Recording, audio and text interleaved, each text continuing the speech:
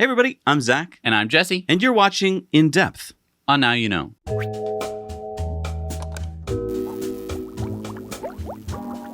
So I have a problem. What's your problem? This is kind of an intervention for me.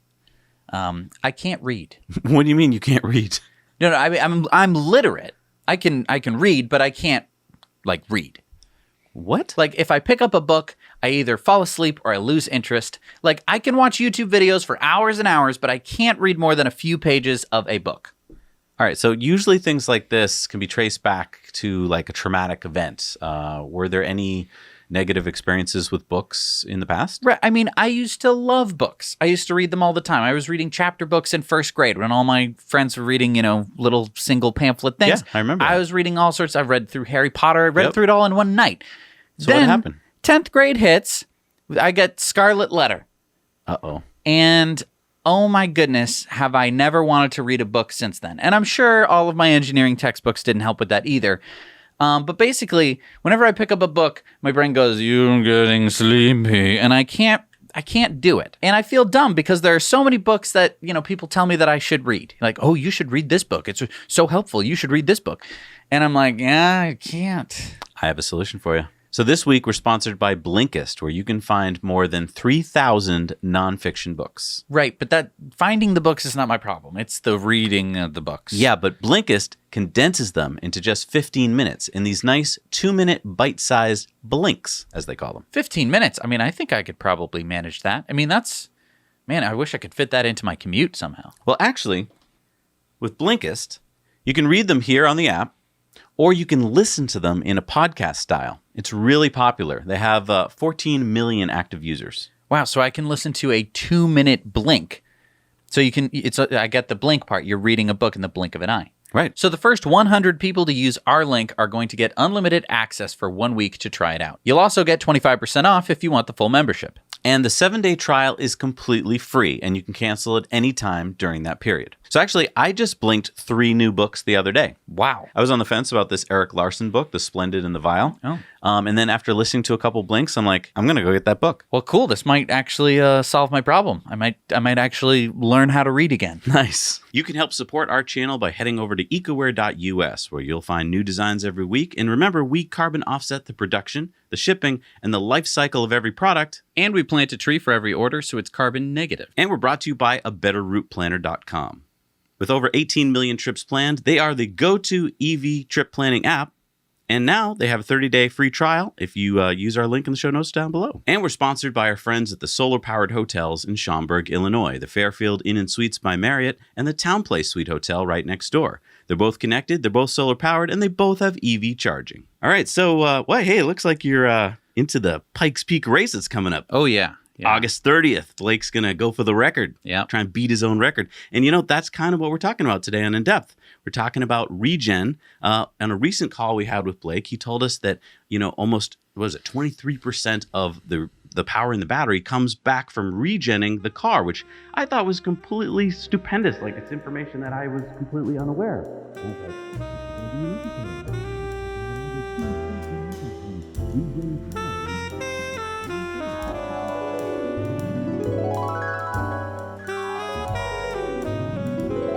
Man, Pikes Peak's coming up on August 30th.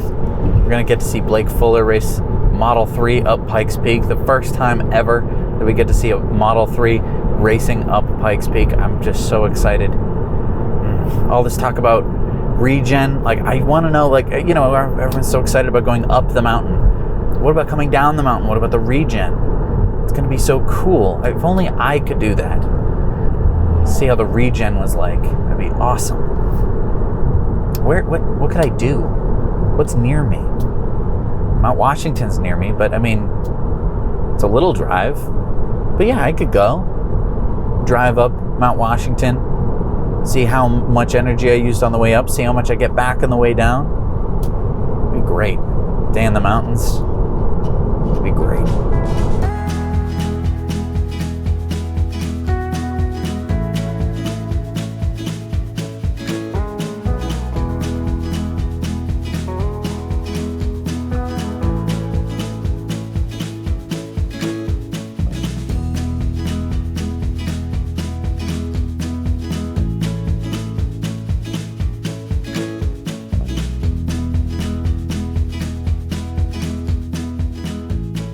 All right, so let's switch from miles to kilometers here.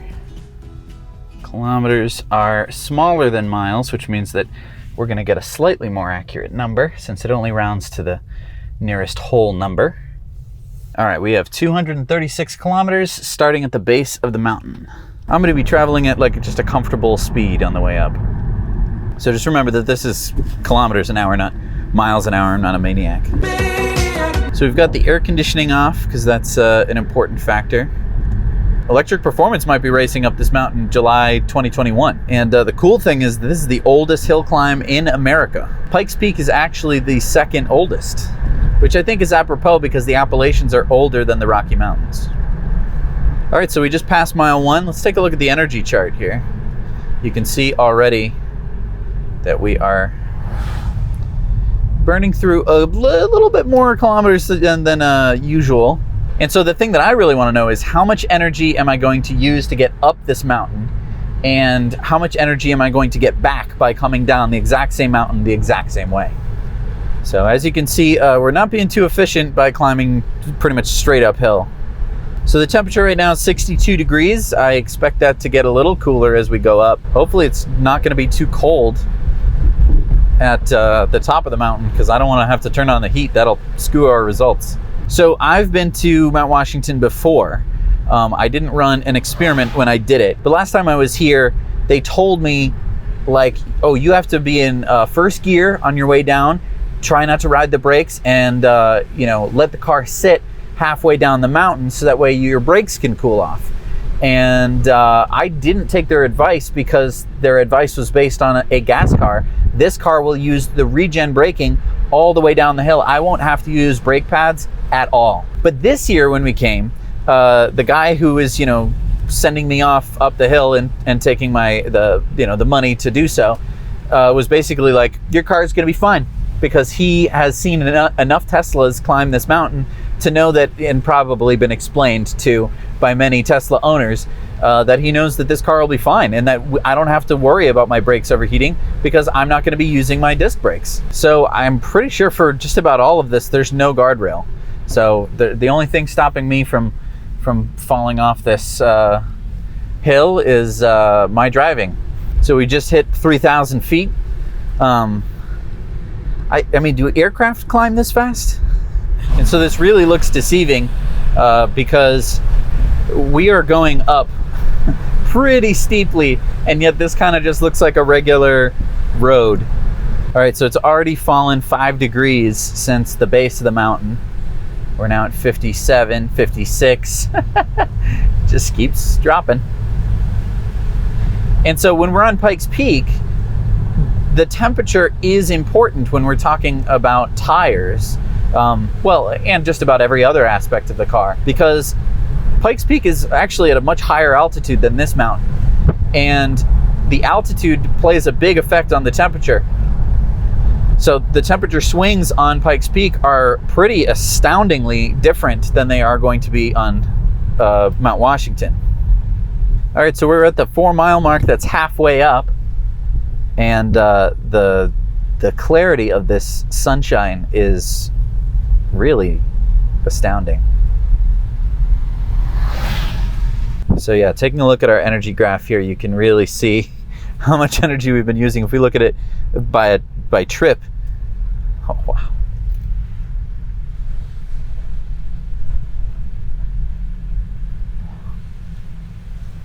All right, and so we've made it to 4,000 feet. Cameras never do this view justice, ever.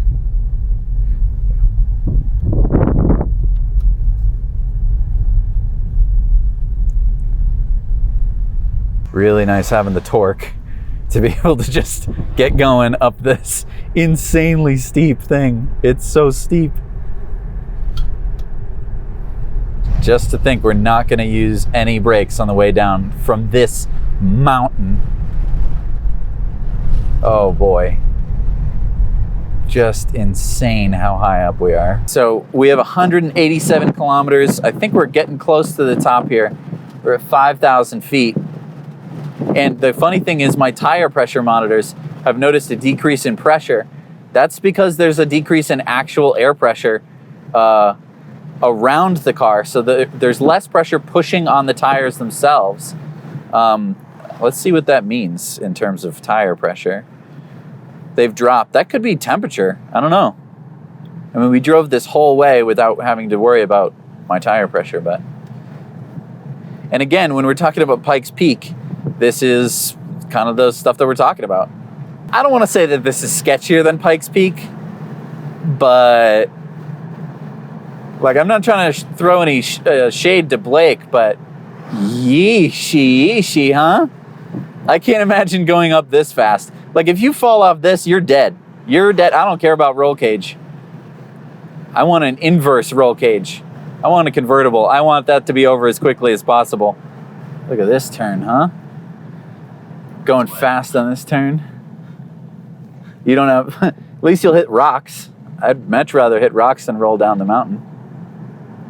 Wow. Look, we're almost at the top.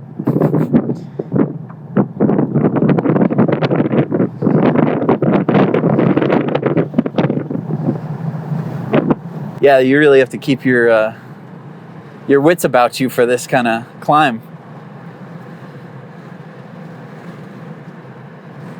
Because yeah, curves like this where you can't see anything past the edge, and you can't see the cars coming around the curve.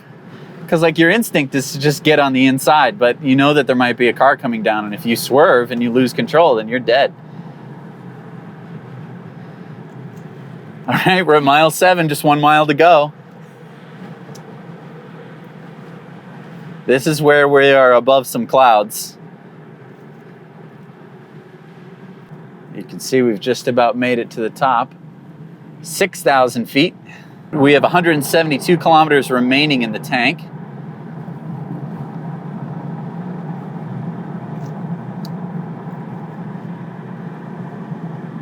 Home stretch. It's not any less steep, that's for sure. So that at the top will be the observatory, closed today because of COVID, but that doesn't mean you can't get an amazing view everywhere else. And there's a cloud passing just a couple, maybe dozen feet above our head over there.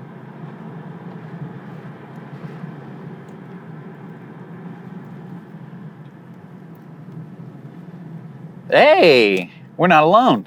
All right, so we have 170 kilometers. So we started with 238, we're at 170. Pretty cool. And look at that, we made it.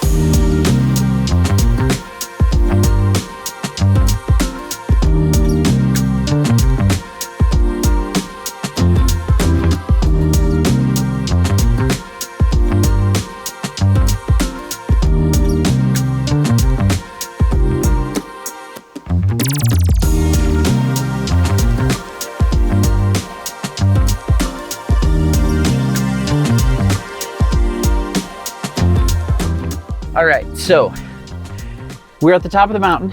We're starting to get socked in, which isn't going to be too fun on the way down, but whatever, whatever. So if we look here, I've set the bottom of the mountain as our destination. So now if I pull up our charging map, you'll see something rather strange. Instead of the energy of the car going down, the energy of the car is going to be going up quite a bit. So as you can see, we're starting at a lower state of charge than where we end, which is different than most of the time when you're driving. And the big reason for that is because we're going downhill, and downhill, gravity's doing all the work. And to keep us from going too fast, because we could just, you know, if you go down a ramp, you build up speed. So to take some of that speed away, we're actually going to use the motors of the car, slow down ourselves so that way we're not flying down this mountain, this twisty, scary mountain, and we're going to get a ton of energy back. It looks like 13%.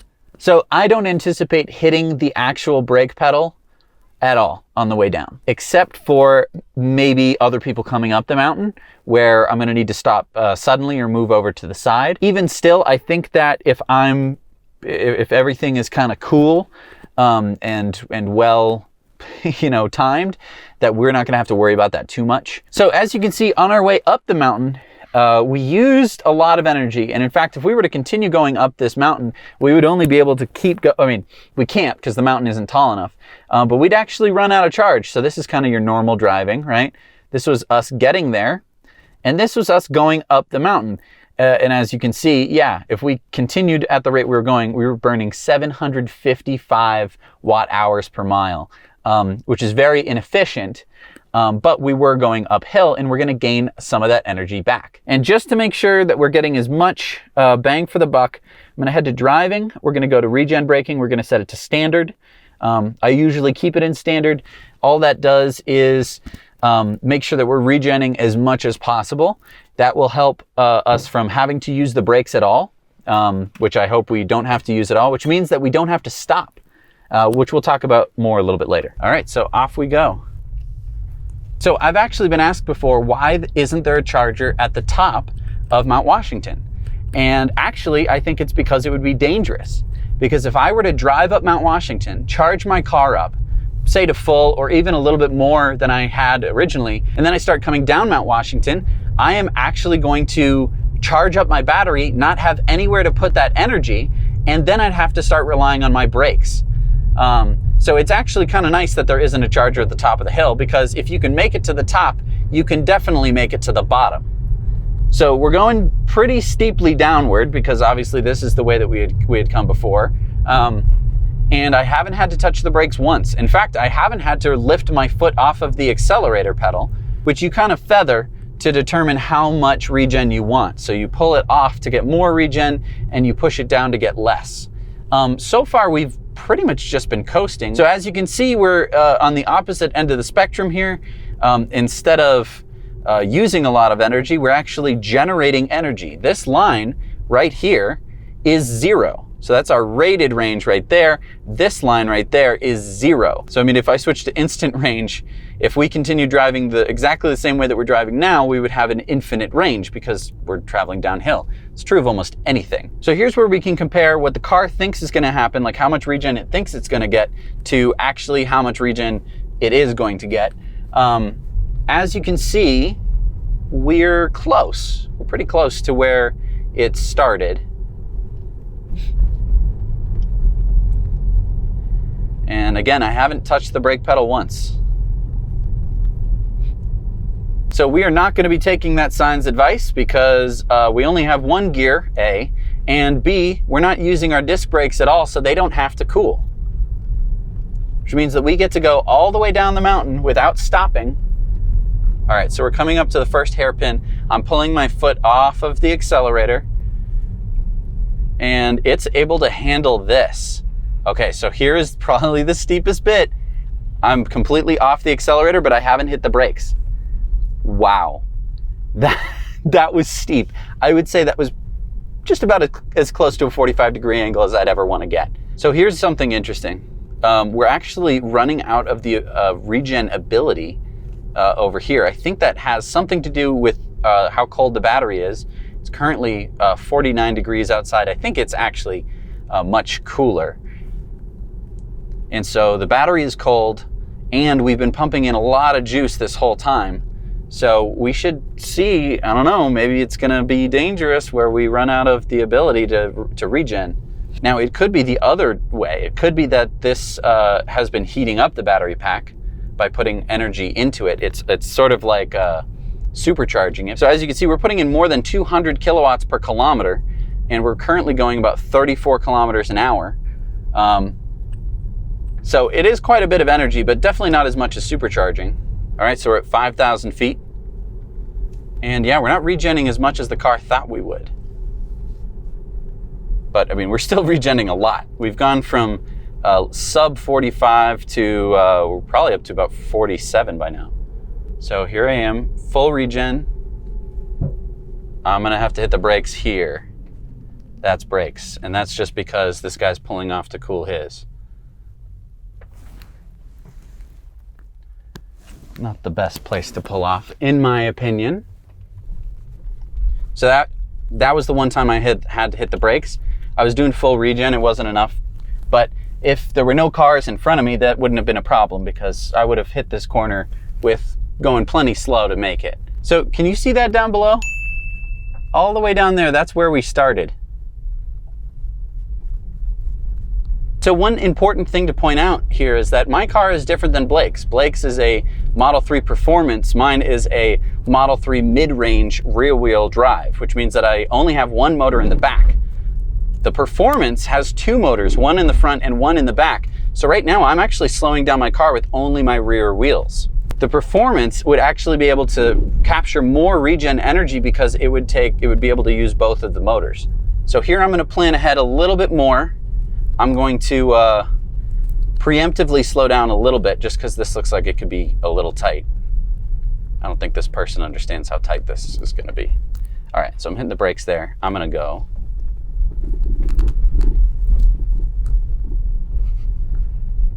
And now we're back to asphalt and pretty much enough room on the road for both cars. So the really cool thing about this is the reason it's able to give me an estimate of what my car is currently doing, which is currently going down a mountain, is that Tesla has mapped this road. It's mapped just about every road on GPS, including the elevation data. And that's really, really key because as we are traveling down this mountain, that affects how much power we're going to have to give to the car. So here's really steep. That's probably, I don't know, 20, 30 degrees going down. So we've just hit 4,000 feet on the way down. And we have 184 kilometers in the battery. So that's pretty good, seeing as we started at, what, 160, 169. It's cool to be getting this much energy back. You usually barely will get like a kilometer back even if you do like regen braking down a particularly steep hill somewhere. It's just because most of the time you're not like driving down a mountain. So we've made it to just about the halfway point. You can see the trees kind of coming back in. And yeah, overall the car is handling extraordinarily well. Now the car behind me has also not pulled off. It's a Honda Civic. I'm going to bet that when we get to the bottom of the mountain, you are going to be able to smell those brakes. Because there's no way that he could have been following me, unless he has a manual and has been in first gear that whole time, that this is gonna work for him. So the interesting thing is that you can actually view this as a power storage device, what I've just done. Now, obviously I have a battery in my car, but pulling something up a hill took a large investment in energy, and now we're recouping that energy, we're getting that energy back. There are many other ways to do this. You can do this with water. That's what pumped hydro is. It's a form of energy storage. You can also just lift concrete blocks and then recoup the energy when you drop them. There's a lot of different ways to kind of store energy by using actual physical potential energy, like gravitational potential energy, which is pretty neat. Of course, the type of energy storage in my car is chemical. And also, I could, if I wanted to, just put the car in neutral and zip down the hill as fast as I could possibly go. Even without putting in any energy, I'd get going really fast. And that would be putting the energy into kinetic energy. And so we haven't used any heat or air conditioning, both on the way up and on the way down. So that does not factor into the regen numbers at all. So I would say that driving up was definitely scarier than driving down. One of the major reasons for that is most of the time you were on the outside of the mountain. Here you can kind of hug the inside and you know that you won't fall off. So this Dodge Dart ahead of us is either in a low gear or has a manual transmission. You can hear that revving. What they're doing is they're slowing down the car by using the engine. The engine is actually just a big pump if you take all the gas out of it. And so by not putting enough gas in those cylinders, there is an explosion happening, but it's actually taking more energy to compress those cylinders than it is actually generating, and that's slowing down the car. It's similar to what regen braking is, but a little different because regen braking actually puts gas in the tank, so to speak. So looking at the graph here, you can see that definitely there is a slope to our graph. It's a little bumpy because obviously this road isn't perfectly straight, and we've been taking a lot of turns and speeding up and slowing down, but generally there is a slope. And I would argue that this is probably the maximum slope that you could do for a mountain of this size. But you can see that even though some parts of it were steeper and some parts of it weren't as steep, we've basically maintained this line. Now, Tesla had a little bit rosier projections for us, and I'm not sure exactly why that is. I think because mostly this is outside of the normal realm of driving. Most of the time you're not driving up and down mountains, especially not to their peaks. you know, you might be driving through a mountain pass or something like that.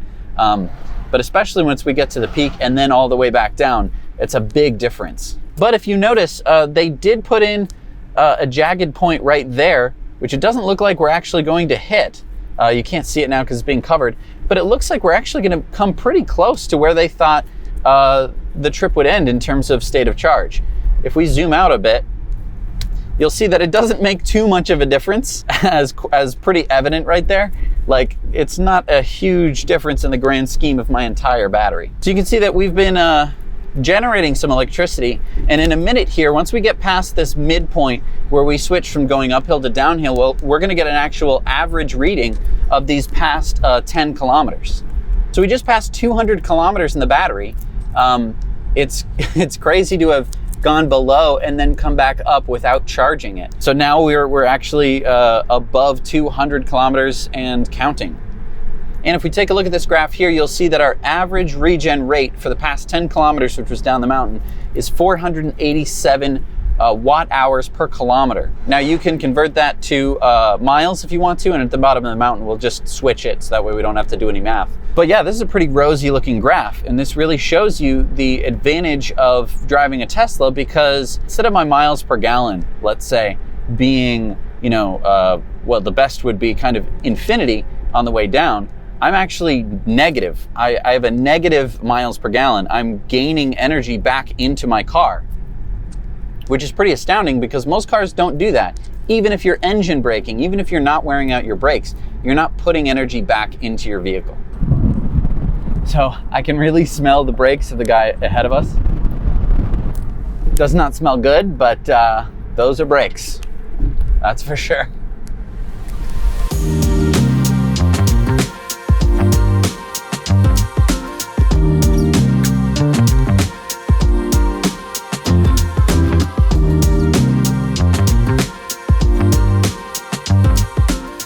All right, so we just made it to the bottom of the mountain, and I'm gonna do something that no one else here should do. I'm gonna touch my brakes. Okay, so if I had been using my brakes, my hand is gonna get burned off. It's cold. The brakes are cold. It's cold. It's taking heat from my hand. How would I do it to that Prius? No thanks, no thanks. I can smell the brakes from these other cars. I didn't use a nanometer of my brake pads.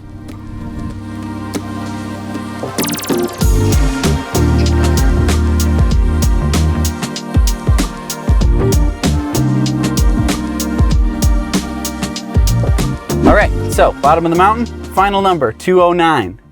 So remember, we started out at the bottom before with 238. So not that bad considering that we got down to 169 and then came back to 209. You can see that average here. So actually, if you look at it this way, we were more efficient traveling all the way up and all the way down the mountain than the rated range of the car. Now, for Americans, let me just switch us back into miles so we understand what's going on. All right, so taking a look at this. So the rated mileage of this car is around 220, 230.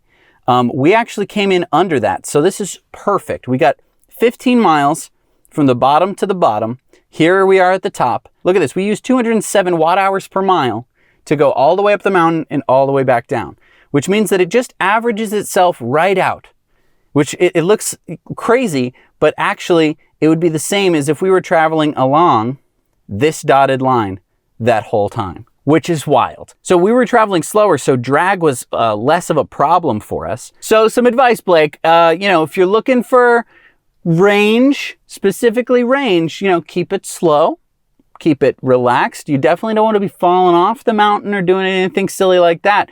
But this is good news because when you get back down from the mountain, it's kind of just the same as if you had gone for, a 14-mile jaunt out and a 14-mile jaunt back.